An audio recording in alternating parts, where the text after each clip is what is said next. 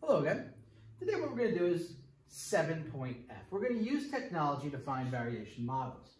The goal of this lesson is to obtain power models with technology, determine if the models are directly or inversely proportional, and to estimate the answers to word problems based on these created power models. Now it's going to be important that you do have your yellow graphing calculator, your TI-84 Plus CE. This little guy. We're going to have a lot of fun with it today. Well, maybe fun. We're going to learn with it. Let's just say that. First thing. So far, we've only considered data in which the variation model fits exactly. This isn't really ever true in real life. It's unlikely to be the case when we collect the data from real-world situations due to there's always experimental error, there is inaccuracies in measurements, rounding errors. In these circumstances, what we do is we use technology to find the variation model that best fits the data. So we try to get as close as we can to a real model as possible, even though it doesn't fit exactly. And what we're going to do today is we're going to use something called power models. Anyone have a clue what that is? It's okay if you don't. That's what variation models are called when the variable is raised to a power. Okay, that's what we've been doing. That was lesson, was that 7.B and 7.D, when we raised direct variation and inverse variations to powers. So we're going to be dealing with these power models and figuring out what the power models are from, instead of just guessing like we did in the last problem we did, using a calculator to help us out. So the way we're going to do this is we're going to use power regression function. Okay, the calculator has this awesome function called the power regression function. And what it's going to do is help us find these variation models the same way we found the linear regression models in chapter 5. Remember when we found we were given the a and the b to find y equals ax squared plus b, x plus c, stuff like that. And where we found the r was our regression. Use the same thing with the power regression one. So we kind of remember the concept, but we are going to touch on it again. And we're going to start with a graph, an example. So a company, this is example 8, manufactures ball bearings in different sizes. Ball bearings are little metal balls that you would put like maybe in a skateboard wheel that make them spin really fast. There's like a bunch of balls that go in a circle that really good with friction. All right, so it manufactures those ball bearings, different sizes. The table shows the radius and mass of each type of ball bearing. First thing I want you guys to do is draw the scatter diagram there of this. So draw the scatter diagram. All right, you guys should be done with your scatter diagram. Should have point 1, 816, 1032, 1490, and 18190. Ooh, interesting. You drew it. Discuss the shape. What kind of shape do you think that is? Is it a straight line? The data points appear to line a curve, and this curve appears to pass through the origin. If I extended it, right? Where's my marker? So if I went this, it appears like if I connected these points, it's a curve, it'd probably go to the origin. That's a reasonable assumption, right? Also, because of this, it suggests that the variation model is appropriate. So it's probably a direct variation, but we don't know what power it's raising to. It could be the second, third, fourth, fifth. We just don't know. We know it's not the first because it's not a straight line, but we think it's a different one. So what we're going to do is we're going to figure it out. We're going to obtain the power model which best fits this data. Now, in order to do this now, we have to use our calculator. All right? Now, going back here, I'm going to teach you guys how to use the calculator here, and then in person, and then hopefully not forget to clear it and make that not fuzzy like I do sometimes. So to perform the power regression of the data shown, you click on the calculator instructions button in your book, but I explained it here. First thing you're going to do is hit the stat button. So you're going to hit the stat button, and then you're going to select edit from the edit menu. You're going to enter all the X values in your L1 and all your Y values in the L2. Okay? Then you're going to press the stat button. The stat button is 208 from the light green button. After you press the stat button, you're going to go and hit A, Power Regression, from the Calc menu. Enter L1 in the X list, right here. In X list, you put L1. In the Y list, you put L2 to make sure these are there. It should always be there, but just in case it's not. And then you're going to scroll down to Calculate and hit Enter. When you do that, this should pop up. And what this tells us right here is Y equals your A is your constant in front. We always go to 3 significant figures. 0.0326, not 3 places, 3 significant figures. X to the B, and your B is 3 point and a bunch of zeros, so that means it's about 3, okay? Note, if the R squared or R are not being shown, please press Mode in Stat Diagnostics and press them on. So, let me go through this with a calculator because me just saying that probably means nothing to you. All right, so the first thing I'm going to do, is zoom in on here. I am going to have that open. I am going to press, make sure my Stat Diagnostics is on. Mode button right here, next to the light blue button, hit Mode. All right, I go down. Stat Diagnostics is right here. Mine's already on. Make sure if it's not, you click it. Hit Enter. All right, after you get out of that, a bunch of clears get you out of there, and you're good.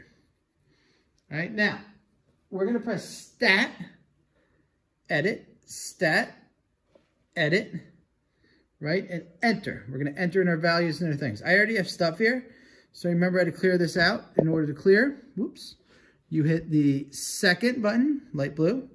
You hit Mem, which is plus, all right, and you go down to 3, which is clear all entries. Enter, and it's cleared. So I go back to Stat, Edit. Whoop, that didn't work. Stat Mem. Oh, clear all lists, the number 4. What do I do? Clear entries. Clear, Stat, Edit, and it's all cleared and ready to go. Make sure you start with L1 first. My numbers are 5. You can do it with me. Do it with me if you haven't done it yet. 5, 8, 10, 14, and 18. All right, those are my top lines. My L2s are 4. This hurts my arm doing this. 4.08, enter. 16.73, enter. 32.67, enter. 89.65, enter. 190.54, enter. All right, so I got my numbers in here. And now we're going to do power regression. You hit Stat again. Stat button right here. Stat. Calc. You're at Edit. You go to the right one to Calc. See how it gives me a whole bunch of new things. So I'm going right here to Calc. All right, I go to A, is power regression. So these are numbers 1 through 9. The letters, you keep on going down and you go to the next list. 0, and now I have A. So see how it says A down here? So you have to actually go to the next page. Power regression, you hit Enter. My X list is L1, my Y list is L2 already. All good, good, good. So I don't have to even enter anything in there. I hit Calculate, and then I get my stuff. Well, my stuff. Tongue twister.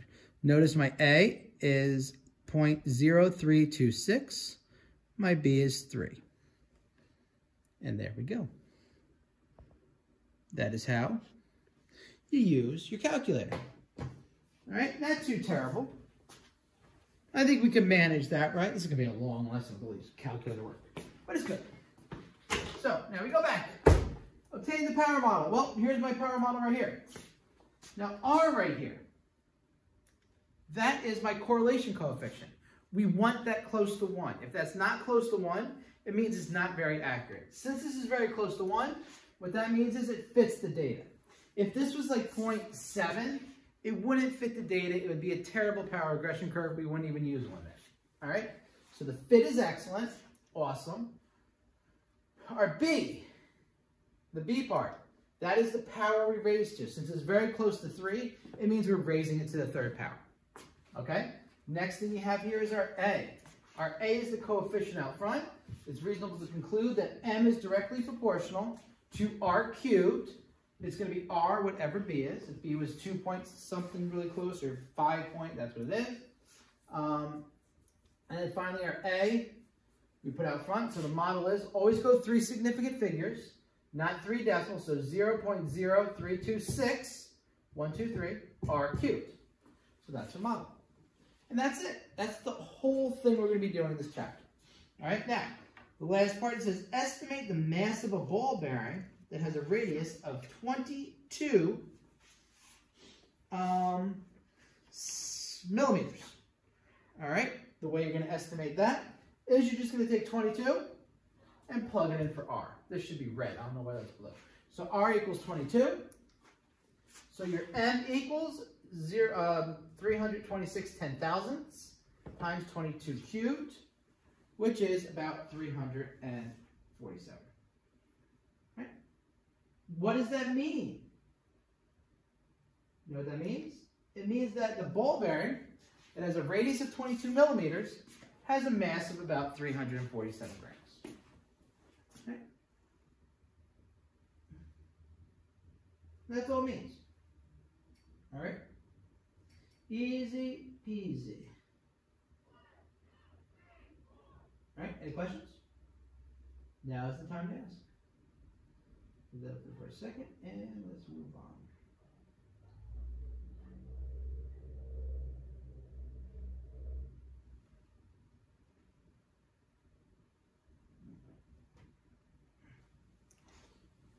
In example, this is a little discussion. If you notice the next slide, I just put all the calculator directions there for you. That way you always have it there. So let's just do a quick discussion in class. It says, why should we expect the mass to be, directly proportional to a radius cubed? Any clue with that? Well, the reason for that is the model. We already had this discussion, hopefully, in class. M equals 326,000 th, r cubed. The k is a constant, right? So since it's a constant, m should be directly proportional to r cubed. All right? Any other situations where we might expect variation models? Let's talk about it. Okay, we talked about it. We don't need to do that there. All right, now I want you guys to try problem number 1, A and B. You're going to type this up into your calculator, and we're going to continue on.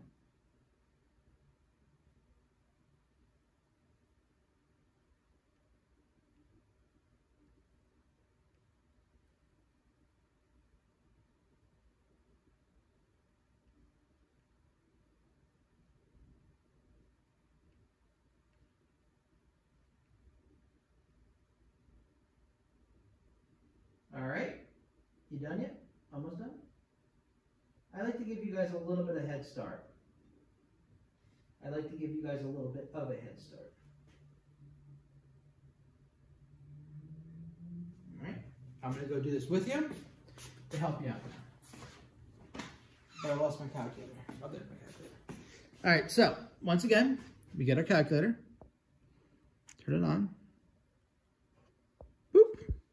All right, I'm going to enter everything in. I hit clear. I'm going to make sure you guys can see my calculator.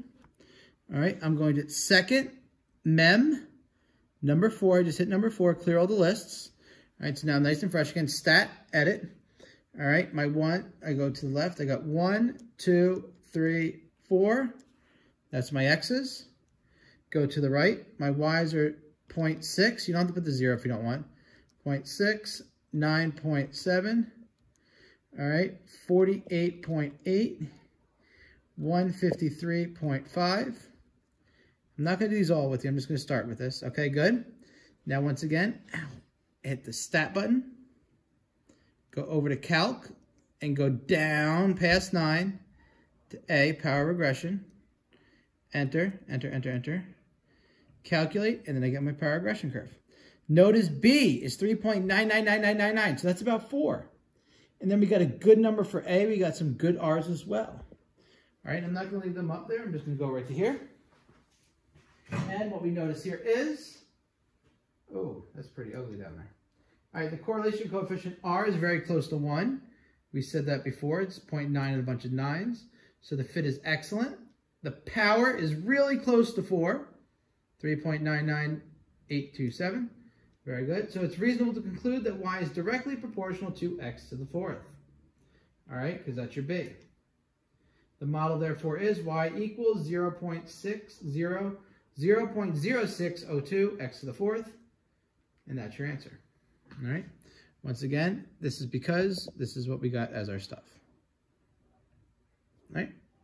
Now what I want you guys to do is I want you to do B. When you do B, you're going to, once again, clear your memory, clear your lists. All right. I'm just going to type in the stuff right here because it hurt my arm before doing the other way. 2, 3, 6, 9. You're only typing in 4, so it's not that bad. 100. Whoops. I just messed up big time. But luckily, I caught my mistake and was able to continue to go on. So, there we go. Got all my stuff here that matches my thing. Hit stat over 1 calc. Uh-oh. What happened there? Why is there only one list?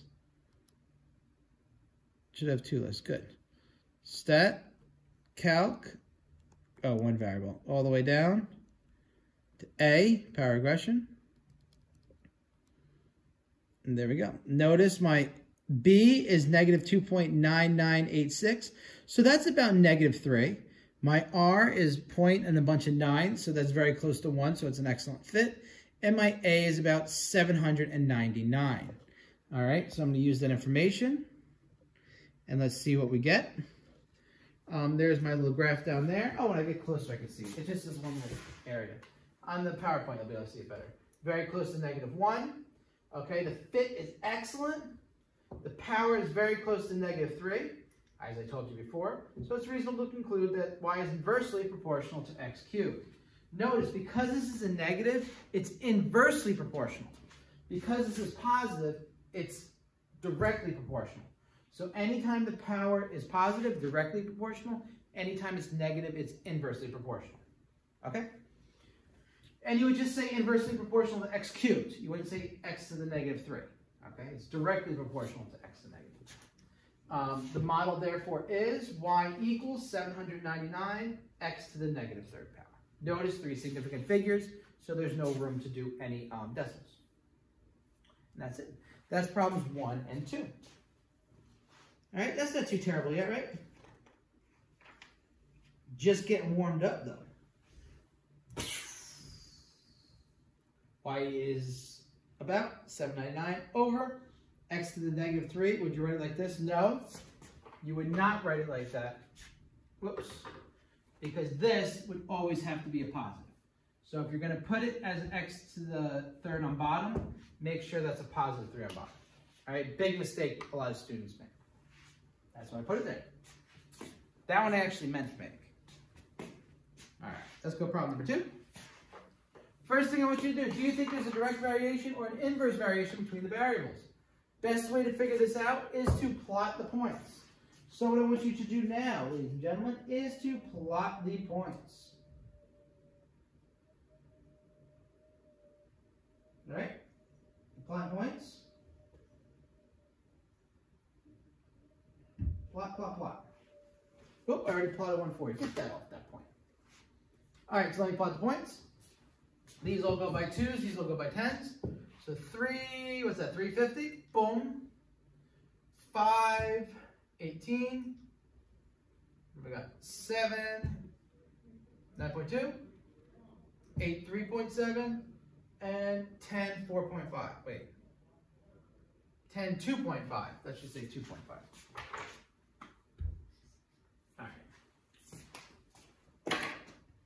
Because 4.5 makes no sense, because why would it be larger than the one before it? Otherwise, the graph would go up. Did I mess it up on your paper too? Yeah, I messed it up on your paper. I'm going to have to fix that all over. But it's all right.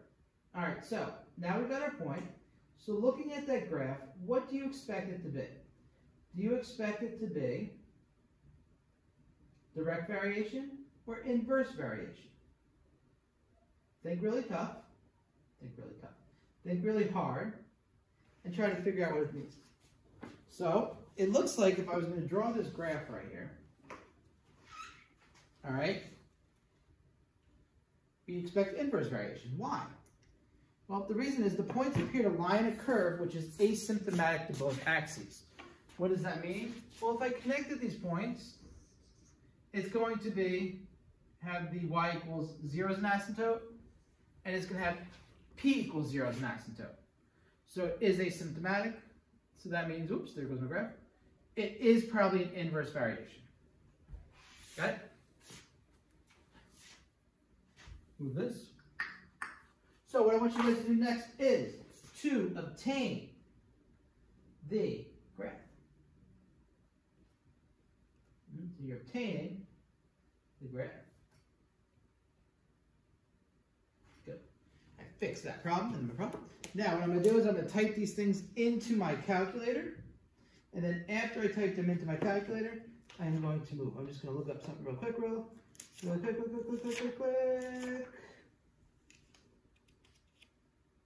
Wait a second. Oh, that was 4.5. This should have been 4.5. This is 7.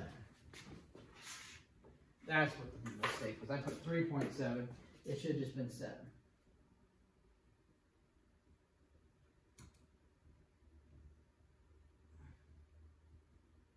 All right. Now we're good. All right, so now you're typing this stuff into the calculator. Use the 7 and the 4.5. It is my fault that I messed that up. There we go. Now, luckily I have my book handy, and I was able to make my book.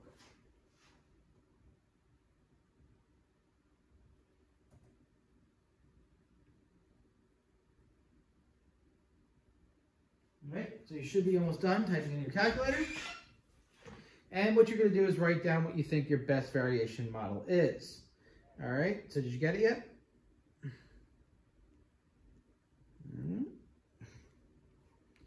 Edit.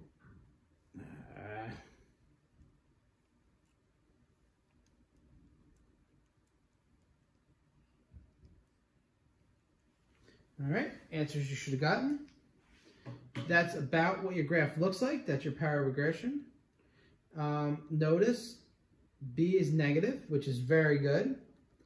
Notice that because 8 was switched to 7, we should be good there. Once again, what I did was I typed all this stuff into my calculator like this. Notice it's 7 and 4.5. I hit stat calc. I went down to A, power regression. I hit enter, and I got the stuff that's right there. A is 451 raised to the negative second power, and because r and r squared are so close to 1, that means we are good. That's the same one I have right there, which is very good. It means that I no longer have to really type these things in my calculator. And what I said before, the correlation is very close to -1, so the fit is excellent. The negative sign right here just means it's going down as opposed to going up. The power is very close to -2. That's very good as well. So it's a inverse proportionally to x squared. So the model is P is approximately 451, you round up, over x squared, or 451 x to the -2. Either way gets you to where you want to go. Now, part C says, estimate what the value of P is when x equals 4. Here's the purpose of this. We're taking data from tables, creating models, and then using those models to find unknowns. So when x equals 4, we just plug in 4 right here. We're going to do 451 divided by 4 squared, 451 divided by 16, which gives us approximately 28.2 as an answer. Right? That's all there is. Very, very simple to do. Right. Any questions? All right, we're moving on to problem number 3. Problem number 3, that's under slide 11. Making pretty good headway here.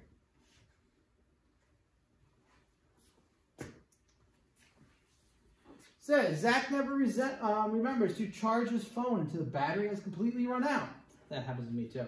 The table shows the percentage charge of his phone he receives when it is charged at different times. So when it charges it for 8 minutes, you got about 10%, 25 minutes, 31%, 32, 40, 45, 56. What type of variation would you expect? So what kind of variation do you think this is? The easiest way to do this is But what do you expect? Without doing any math work whatsoever, what do you expect? You expect direct or inverse. Well, the more you charge it, the more it goes up. Looks like it's going up about the same. So what do you say? I went with direct. It seems like a direct variation between the percentage charge and time. So as you charge it a certain amount, the time seems to go up more and more, right? Because as time goes up, charge goes up. Zach would only charge his phone when the battery is completely run out. So what that means is, when t is 0, c is 0. So at 0 time, you have 0 charge. So you are passing through the origin, which makes this direct variation even a stronger idea. Another thing is the graph of c through t passes through the origin, like we just said, because it's direct variation, and we expect the charge to go up, to increase, as the time increases. So just from reading this here, and then reading the words right here, the words which was the question, saying that he doesn't charge it until it runs out, we're able to figure out what equation to use. And that's going to help us out to solve B, C, and D. All right? So we're going to start with B. Find the power model. So now we can find a power model. And the way we're going to find this power model is by entering those things into the equation. 8, 25, 32. All right? Now, I'm just going to put it up here because this is nice and big and easy to read. When you type it into your equation, you should get this. Remember, you're doing A, power regression. The correlation coefficient is very close to 1. 9s and 9s, right? Your B, also very close to 1. The fit is excellent. The power is very close to 1, so it's actually probably a straight line. All right, so it's directly proportional to T, and our A is about 1.25. All right, so the model is 1.25 T. It's a straight up, straight line. Straight up, straight line. I like that. So what percentage charge would be after 56 minutes? We're finding the unknown. All right, I assume you guys found the unknown, so 56 minutes is your time. 1.25 times 56, very easy to do. You just use your calculator, and you would say about 70. So what does that 70 mean? It means about 70%, 70% is charged. All right?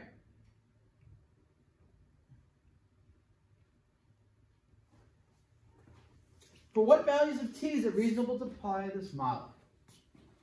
All right, so there has to be a most amount of time, least amount of time. So what's the smallest amount of time you think is good? 0, right? Not charging it at all.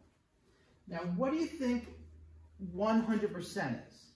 So how do we find out how long it takes it to be 100%? We just set what equal to 0. So the percentage charge is always between 0 and 100, right?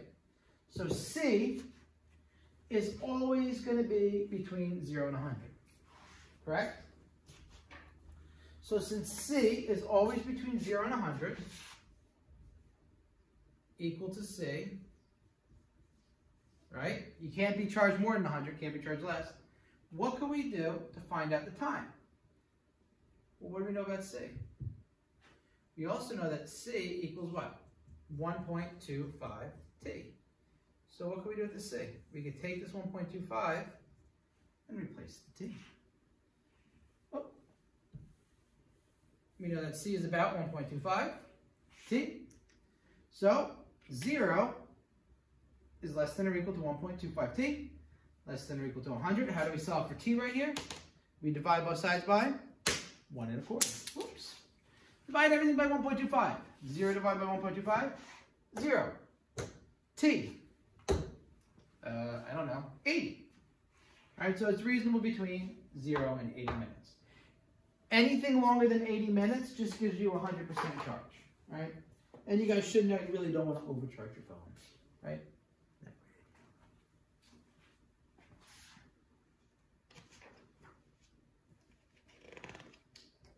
You doing good yet? We're almost halfway there. All right, now I want you guys to try and attempt problem number 4. Problem number 4 says, the land blocks in a new housing development have different dimensions, but they all have approximately the same area. All right, that's like your yard. Some of the land block dimensions are shown in the table below. What type of variation do you expect between L and W? And then draw a scatter diagram. So let's look. What do you think? All right, so as this is going up, what's this doing? Interesting.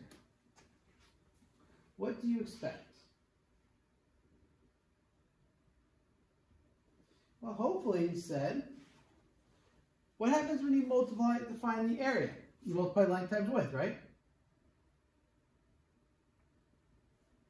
Right? So land blocks, all the same dimensions. So since they all have the same dimensions, it means they all have the same areas. So area is length times width. So if I multiply all these length times widths, what do you expect? They should be equal. So why don't you do that? All right? 15 times 40, 600. 18 times 33, 594. Oh, we already messed up. Let's keep going. Let's keep going. 20 times 30, 600. All right. 22 times 27, 594. Another one. 24 times 25, 600. Now, since they're all different, it means our answer is terrible, right? No. Because you're doing measurements, some of these are probably estimated. Because they're estimated, they're going to throw this off. And it just says housing development have different dimensions, but they all have approximately the same area. All right? Since they're approximately the same area, we could still use a model. Now, which one? Is it direct or inverse? Inverse. L times W is approximately 600. Right? And that's for all the L's and W's. Now, because this is true, right, we expect to have an inverse variation between all L's and W's. I can even tell you what the equation is already, but we're going to do that in a second. Now, we're going to use the scatter plot to figure out if this is true. So let's graph these. 15, 40. Now, you don't graph the bottom piece. 15, 40, right? 18, 33, because it goes down a little bit. 20, 30, go down a little bit more. 22, 27. 24, 25, so not a straight line. So if I did my little graph, kind of like that. What does that look like? It looks like it is a hyperbola, all right? Definitely not going to the origin. So it looks pretty good. I think I like it. I think I like what we got going on. So, yes, it does. It does make sense. All right, this graph is approaching both axes, and it is a hyperbola, which goes with inverse variation. That points to a line of curve, which is asymptomatic, like I said, and inverse variation.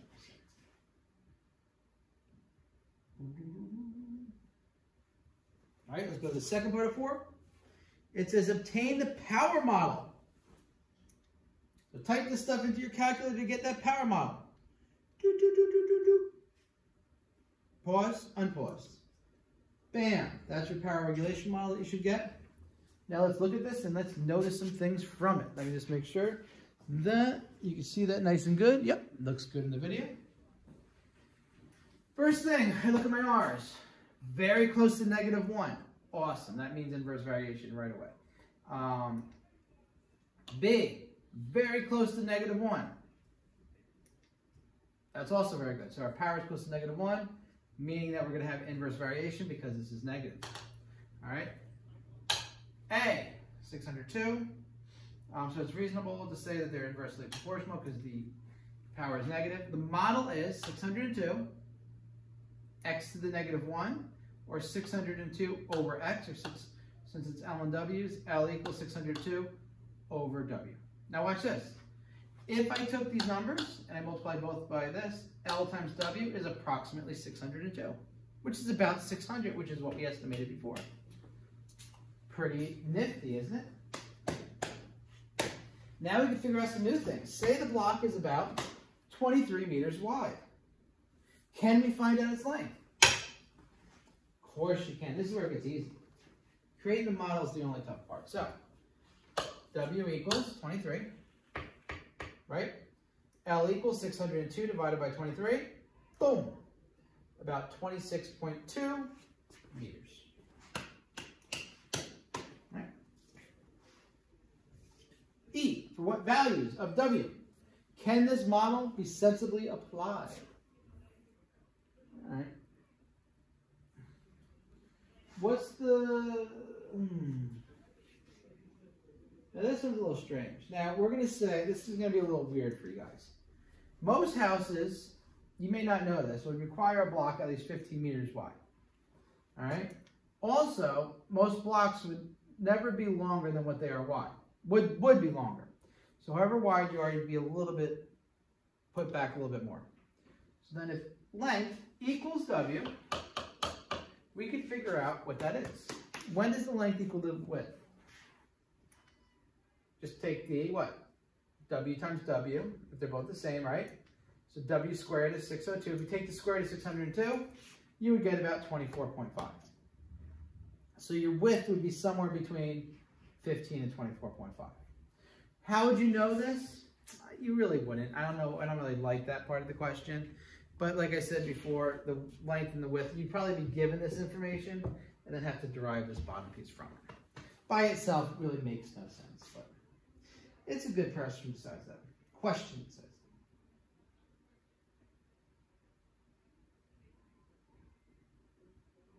All right.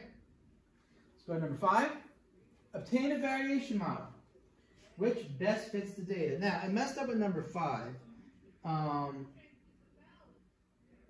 B and C I put twice in the worksheet, so you can fix that. It won't be there for long. All right. Obtain the variation model. So I'm going to do this one with you. All right, type it in your calculator just because it's probably not going to be that clear. I'm going to go to my memory. I'm going to hit 4, clear all lists. I'm going to go to stat edit. 5.56. Oops, shoot. 5.56. 6. You can just put 6. 6.41. 6.8. 7.17. And 7.52. Oh, this is actually a pretty easy one to do. 1, 1.2, 1.4, 1.6. Ooh, that's a nice little thing. 1.8 and 2. So what you should have here is something that looks like this. You're going to hit stat, calc, go down, down, down, down, down to A power regression, list x1 and x2, awesome. And you would enter, and this is what you should get. My R is 0.998, so that's about 1, which is really good. My B is 2.29. That's interesting, isn't it? My B is 2.29. So let's look at this. So we're trying to find a variation model, and it's right there as well. You can kind of see that. Now we said the correlation coefficient R is very close to -1, which is good. However, we would raise this to 2.29. Do we really want to do that? I guess we could, but it's not the best thing. You really want to use integers, but I want you guys to estimate this anyway.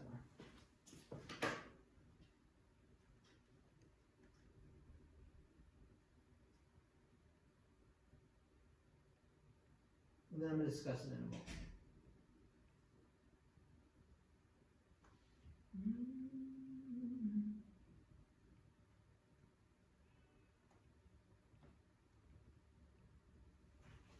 All right.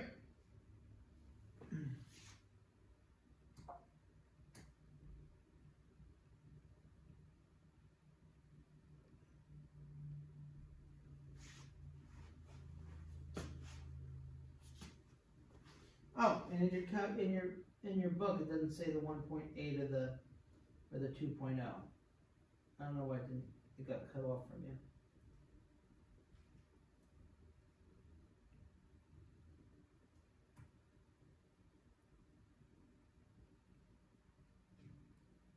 All right, so you should have done both those problems, not just the one. All right, the first one, when S is 10, you have 0.0197 times 10 to the 2.29.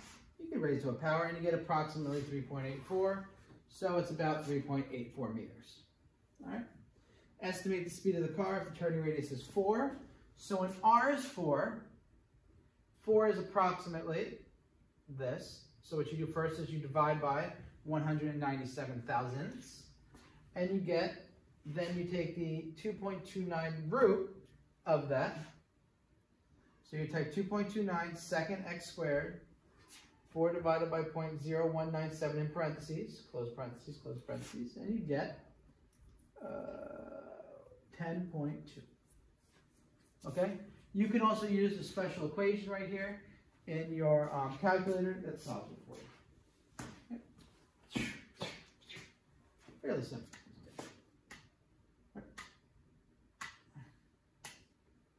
Good?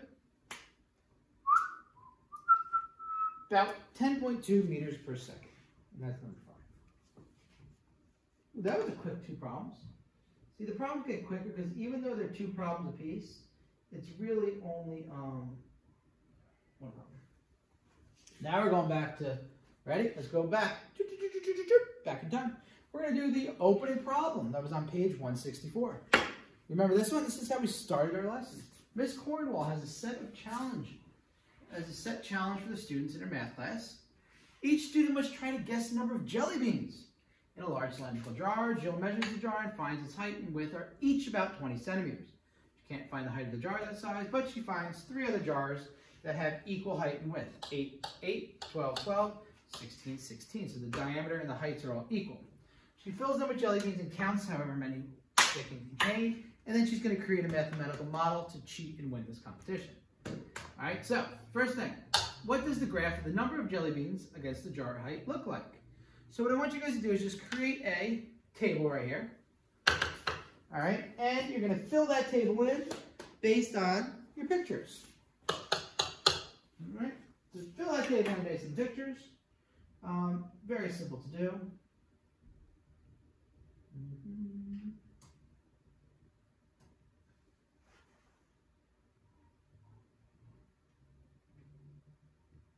You almost done? Hopefully you're done. Now the way you should do this is height should be on top. Number of jelly beans on bottom, right? And based on the numbers you got there, for 8 centimeters, you have 95 jelly beans, right? When they're both 12 centimeters, you have 321 jelly beans, right? And when there is 16 centimeters of the height and width, you have 763 jelly beans. All right, so that's all your information that you do need. And you're going to use that information to graph. Now graph that information. 8 over, 95 up. All right, 12 over 312 up, and 16 over 763 up. Now notice, this graph is getting larger. Now guess what? The number of jelly beans, does it increase in proportion with the jar height? So as the jar gets larger, is there more jelly beans? There's the picture. What do you think? I think it does. Wait, no. Number of jelly beans increase in proportion with jar height. So as the jar gets higher, oh, is it in direct proportion? By proportion, I mean, is it just y equals kx? No, because it's not a straight line, okay? It does not increase proportions because it's not a straight line. But you can use what rule to solve this? You can still use what rule? You can use the power rule, right? So it's not going to increase in direct proportion with just the height. It's going to increase with the height and the width. So what does that mean? Well, let's explain. Why do we expect the number of jelly beans to increase in proportion with the cube of the jar height? Why with the cube? What do you think? Any idea? What is a jar? What are you trying to find in the jar? Trying to find its, all right, let's look. The volume of a jar. Volume's how many dimensions? 3. All right, you got your x, y, and then you got your z. So you got 3 dimensions. So that's why it's cubed pretty much.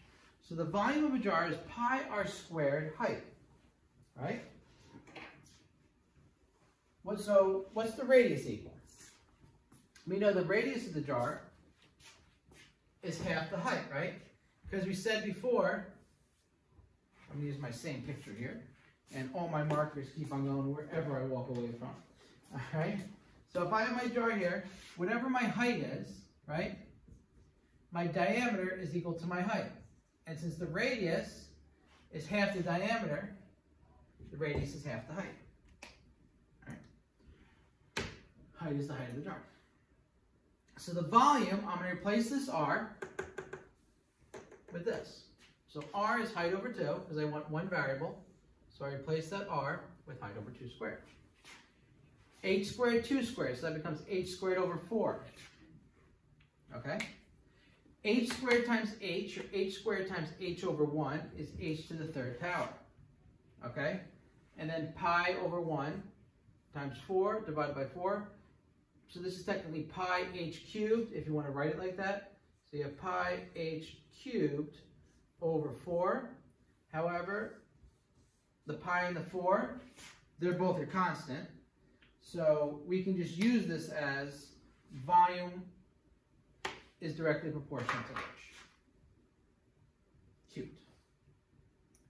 That's what we just said, because pi over 4 is a constant. The number of jelly beans, which the jar can hold, is directly proportional to the volume. And the volume is a cubic thing. We know the volume is proportional to the cube of the jar height, right? Volume is proportional to the cube of the jar height. Therefore, we expect the number of jelly beans to increase proportion to the cube. So that means the power rule we should be using is the cube power rule. Now look at that. You were able to figure that out without even using the calculator. The calculator would have gave you that. Or would it have? Can we find the actual equation? We can do this one of two ways. Easiest way to find this equation is to do what? Use that calculator, right? So what I'm going to do is, I'm going to get the calculator out, put in 8, 12, 16, 9, 321, 763. Type it in, make your equation. Let's go see if you got it. Should have got this one right here. R, almost 1. So that is a great fit. That's an excellent fit since the correlation coefficient is very close to 1. B is 3. All right, so that's a direct variation. N is directly proportional. The number of jelly beans is directly proportional to h cubed. Why? Because B is 3. A, there's your little coefficient in front. So the model is 0.183, 182 thousandths, h cubed.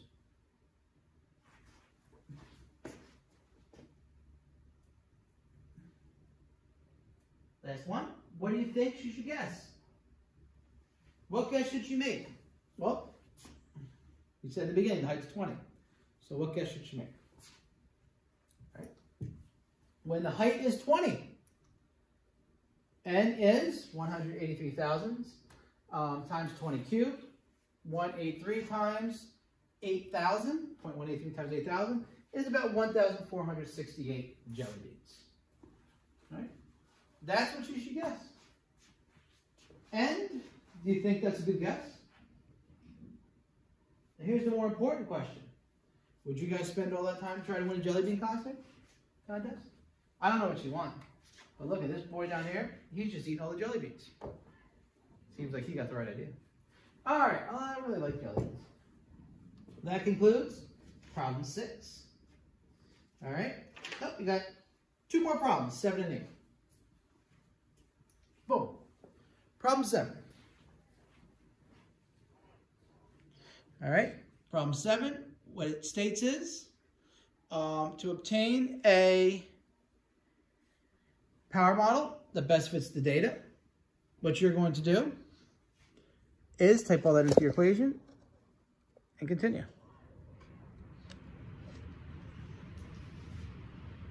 There you go. You should have spit out that number. In this case, that's what you get. All right? I'll do 8 with you. You can do this one. The correlation is very close to -1. R is very close to -1. B is very close to -2. So you got a very excellent fit and a power close to -2.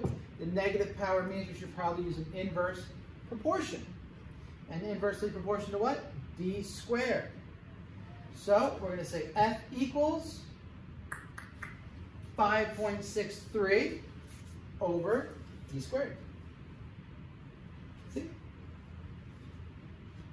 Estimate the force when the spheres are 0.4 meters apart. I could have probably put these all together, but I had extra spaces to use. All right, so we're going to use our equation right here, 5.63 over D squared. What is the strength of the force when the spheres are 0.4 meters apart? All right, let's check it out. When D is 0.4, we plug in 0.4 right here, 5 and 63/100 divided by 0.4 squared, 4/10 squared. All right, 5 and 63/100 divided by 1 and 6/10, and you get the force is approximately 35.2. All right, so the force is, what that means is when the spheres are about 4/10 of a meter apart, the force on them will be about 35.2 newtons. Do problem number C.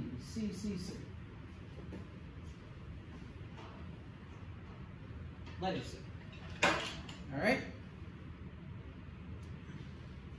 Find the distance between the spheres if the force between them is 650 newtons. We're going to use the same one, and force now is 650 equals 5.63 times D squared. You multiply both of these by D squared. All right. When you do that,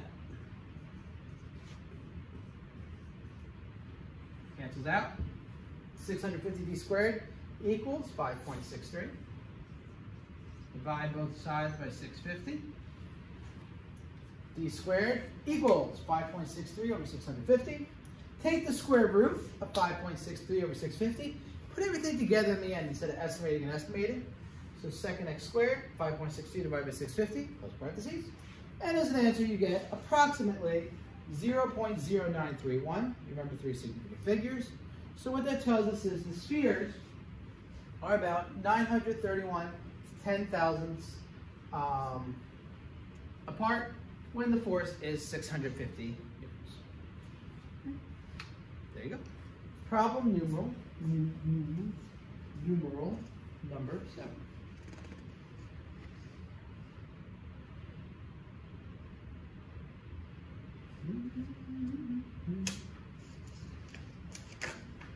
All right, last one is number 8. I'll do 8 with you. Why not? Why not? I'll do this one with you in the calculator, just because I have enough juice on my phone, I think, left to get me through the rest of this. All right, so obtain a power model. So type all that stuff into your calculator. Second man, see him up here doing it with you right now. All right, so I'm gonna hit stat edit. Let's go do some lists right here. 5, 10, 15, 20, 25, 30, 35, whoop, 3.22, 3.28, 3.33, 3.39, 3.45, 3.51, 3.57.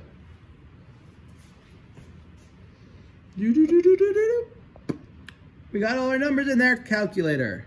So we want a power model. We're going to hit the stat button, stat. Move over to the right for calc. Go down to letter A.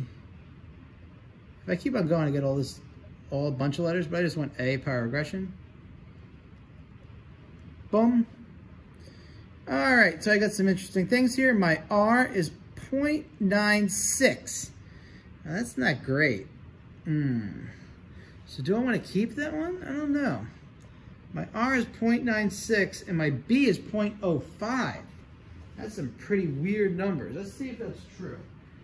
So when I do this, if you look on the bottom right, I got that same information. And I'm like, you know what? The correlation coefficient is about 0.962. Not terrible, but the fit's reasonable. It's not excellent. It's like, maybe I'll use it. It's not terrible. However, when I'm going to use my model, it's 2.93 times t to the 0.0521. So that's like, that's an okay model. It's not a great model. But like I said before, it's usable. But what I could do is, I can actually probably make this model better. How? Well, Donna has a friend. The power of t is not close to 1. So p is not directly proportional to t.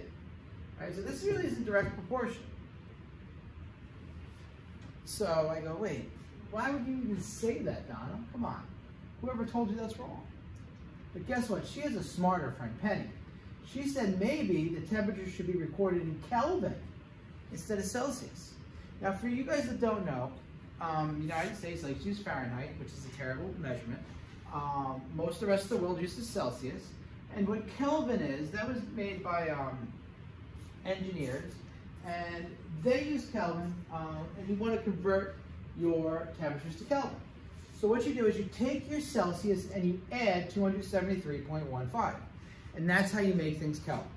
Now the reason you do this is, with Celsius, freezing is around, I think, like 32 degrees. So with Kelvin, freezing is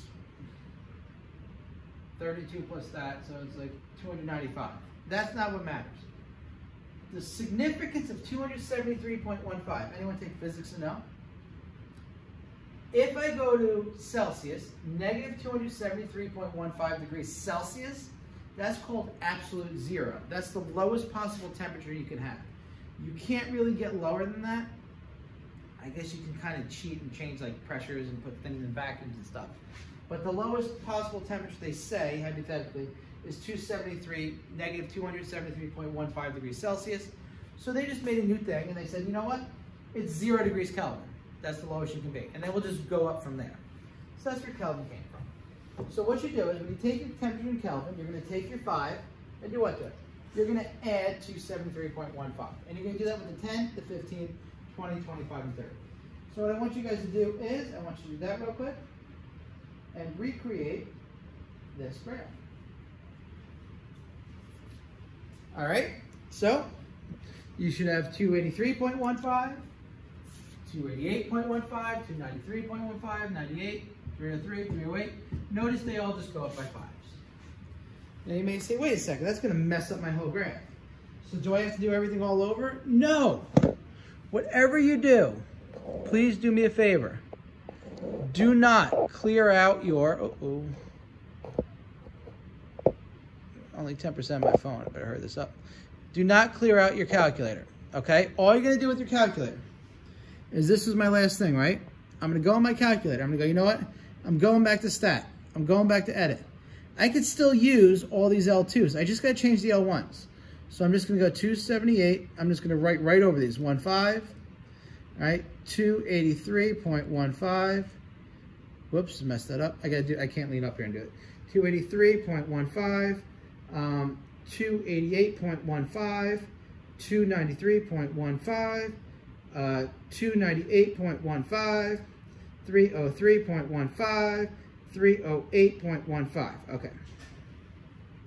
So now I got them all. I'm good to go. I kept my second one. Now I go to stat. I go to calc. I go down. Let's go power reg. Give me something nice. Calculate. All right. Guess what? Look at my B. My B is now 1. Because my B is 1, now I have a direct variation. Also, when the temperature is 0, the pressure should be 0, so that's good as well. Look at my R. My R is better too. Everything is better just because I switched it to Kelvin. So Donna's friend was actually right. Donna just used the wrong calculations to do her work. But lucky she had a friend, Penny, who helped her out. So here's what you ended up here, so we can obtain our power model. Correlation now is 0.9997. Oh, that's really good. Excellent fit. So it's not reasonable anymore, it's better. So it's much closer to 1 than the value of R and A, so we like that. So we're going to use our model, 0.0112T, because notice B right here is 1. So that happens when it's measured in Kelvin. Guess what? The new power model is much better fit for our data. D. Okay, and look at this is why. B, direct variation. B is 1. That's when you have your direct variation without any powers. Whew. Guess what? We're not done yet. Last question. Is it now reasonable to conclude that pressure and temperature are directly proportional? Well, look at the equation. What would you say? Yes. It is reasonable to assume that they are directly proportional when? And only when the temperature is measured in Kelvin, not Celsius. And the reason for that is, our power model suggests, P is directly proportional. Look what you can do. A little bit of a long lesson, but I think bringing everything together makes it a great lesson. So now you're able to use technology to find your variation models, and it just adds another tool in your tool belt. We're going to keep on going through this stuff. We got one more lesson coming up with this, and then we'll be all good with the direct variation. So I think I'm happy with basically how today went, and hope you are too. So until the next lesson, I'll see you guys next time.